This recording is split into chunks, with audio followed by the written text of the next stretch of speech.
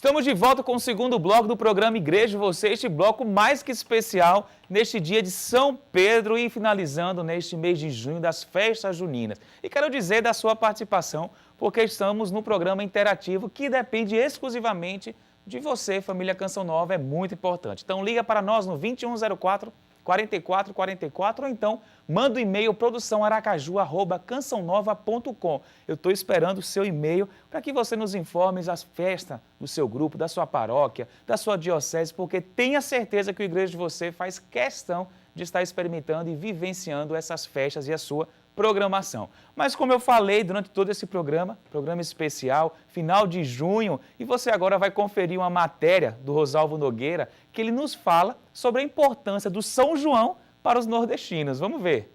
Ele nasceu na cidade do Reino de Judá. A relevância desse santo da Igreja Católica reside no fato dele ter sido o precursor de Cristo, a voz que clamava no deserto. No Nordeste brasileiro, é bem lembrado nas festas juninas.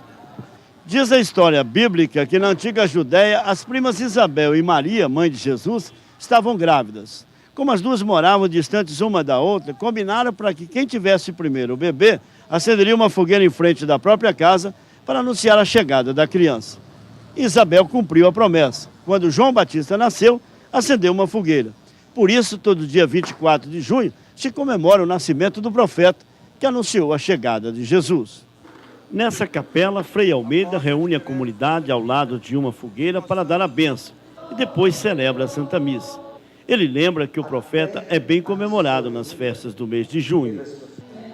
Todo esse mês junino é marcado predominantemente pelos santos mais populares da igreja, e sobretudo aqui na região Nordeste, né?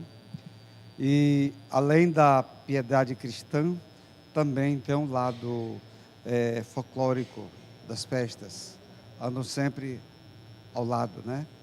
Mas aqui a gente quer considerar a questão da festa folclórica. O São João, acho que é uma das maiores, né? Aqui se vive muito, mais do que o meu Ceará. Fortaleza você não vê essas fogueiras mais, o forró pé de serra, o pessoal na calçada, aqui é uma cidade provinciana também, né? E de modo que eu vinha conversando com o mototáxi, dizendo que esse momento aqui em Aracaju é um momento assim, de muita alegria, sobretudo nesse bairro aqui, onde eu conheço, né? E isso dá assim, uma animação muito grande. A cidade, essa parte da cidade fica toda ornamentada com as bandeiras típicas desses eventos populares, né? E a gente celebra também a festa de João Batista, a festa religiosa de João Batista, dos últimos profetas da Bíblia, né? Do Novo Testamento também, encerra praticamente essa fase dos profetas, e a gente vê na pessoa de João Batista esse asceta, esse homem firme, corajoso, que prepara caminhos, né? Eu acho que todo cristão tem que assimilar esse jeito de João Batista, que se completa de modo pleno na pessoa de Jesus, que é esse que prepara caminhos, sempre preparando caminhos para o reino de Deus, caminho para a superação da justiça, e se faz numa busca de muita decisão e de muita piedade também, né? A gente faz com muita piedade. Há poucos dias a gente celebrou a grande festa de Santo Antônio, né? Uma procissão que eu acho que talvez seja maior aqui da cidade. Também um santo muito popular, que se celebra também menos do que a festa de São João. A parte folclórica, né? Mas tem as fogueiras, tem aquelas coisas também, tem as histórias de casamento. Ao lado de cada santo se criou os mitos, né? Que certamente nasceu de alguma experiência da fé. Muitas famílias comemoram o dia de São João reunindo todos em volta de casa e queimando fogueira numa alegria só, sem faltar as comidas típicas mais consumidas da época. Nessa casa, Dona Sônia disse que a tradição é mantida há mais de 45 anos. E aqui nessa rua já é uma tradição. A gente enfeita a rua todo ano, todos participam, os moradores. Todo mundo brinca, comemora, então é alegria geral. E forró bom, hein? Já está deixando saudades esta linda festa de São João e também que a gente nordestino também já emenda com o São Pedro. Mas você agora vai acompanhar o quadro Caminhando com Cristo com Dom Henrique. Vamos acompanhar.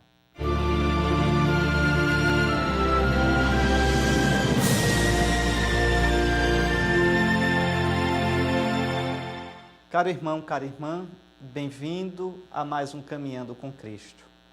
Nós, por esses dias, estamos celebrando como igreja a solenidade dos santos apóstolos São Pedro e São Paulo.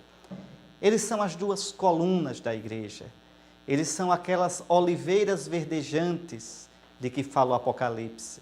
Eles são os dois grandes sustentáculos, as duas grandes lâmpadas da igreja. E por quê?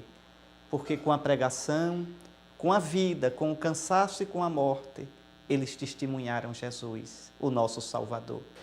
Com a vida, com a carne, com o sangue, com a paixão, Pedro e Paulo testemunharam que Jesus é o Cristo, o Filho de Deus, o próprio Deus que nos veio visitar.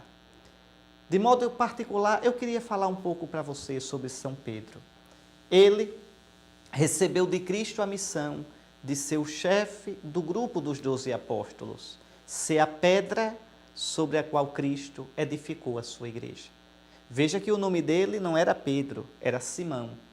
E Jesus mudou o nome de Simão para Pedro, rocha, pedra. Tu és pedra, e sobre esta pedra eu edificarei a minha igreja. Pedro não é pedra porque é forte. Negou Jesus 3 vezes. Pedro não é pedra porque é constante. Dizia, eu nunca te negarei, e depois negou. Era meio apaixonado, impetuoso. Pedro é pedra por causa da rocha que é Cristo. É Cristo que faz de Pedro pedra. É Cristo que toma a nossa fraqueza e a enche de força. Que coisa bonita Cristo ter dado um chefe visível à sua igreja. Cristo é o único que é cabeça da igreja. Cristo é o único que dá vida à sua igreja. Mas Ele no céu quer ter aqui na terra alguém que seja um sinal de referência para todos os cristãos. E olhe que o Novo Testamento diz isso o tempo todo. Só quem lê o Novo Testamento, só quem lê a Bíblia cego por Satanás ou de má vontade é que não enxerga isso. São Mateus diz claramente no capítulo 10, na lista dos 12 apóstolos, primeiro, primus, Simão, também chamado Pedro. É o primeiro entre os bispos, é o bispo de Roma, é Pedro, é o chefe da igreja, agora presente em Bento XVI. Depois, lá no capítulo 16 de Mateus, tu és pedra, sobre esta pedra edificarei a minha igreja. O que tu ligares na terra, eu ligo no céu. O que tu desligares na terra, eu desligo no céu. Que seita cristã, que seita pode se vangloriar de ter Pedro como chefe? Nenhuma, só a igreja de Cristo, só a nossa mãe católica. Depois, no capítulo 22 de Lucas, Simão, eu orei por ti, para que a tua fé não desfaleça. Tu, uma vez confirmado, confirma os teus irmãos. Depois, aquela cena impressionante de João 21, tão bonita. Simão, tu me amas mais do que estes, apacenta as minhas ovelhas. E depois, na primeira carta aos Coríntios, no capítulo 15, São Paulo que viu Jesus, hein? São Paulo que recebeu a missão de Jesus, diz, eu fui a Jerusalém para ver Cefas, para ver a pedra, para que não acontecesse ter corrido em vão. Quem está apartado de Pedro, quer dizer, de Bento, ou de Pedro, ou de Bento, a mesma coisa, está apartado da unidade visível da igreja de Cristo. Tu és Pedro, sobre esta pedra edificarei a minha igreja, e as portas do inferno nunca prevalecerão contra ela.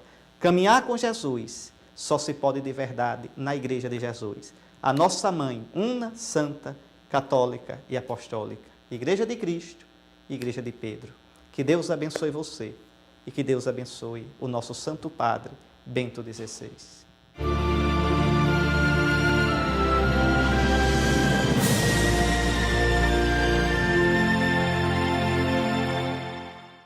E o nosso programa chegou ao final neste lindo mês de junho para nós nordestinos, Quero agradecer a sua participação, a sua audiência, o seu carinho. Você que sempre fala, nossa, assisti seu programa, que legal, continue assistindo. Convida cada vez mais sua família e também pela internet. E você até semana que vem, se Deus quiser, com o programa Igreja de Você.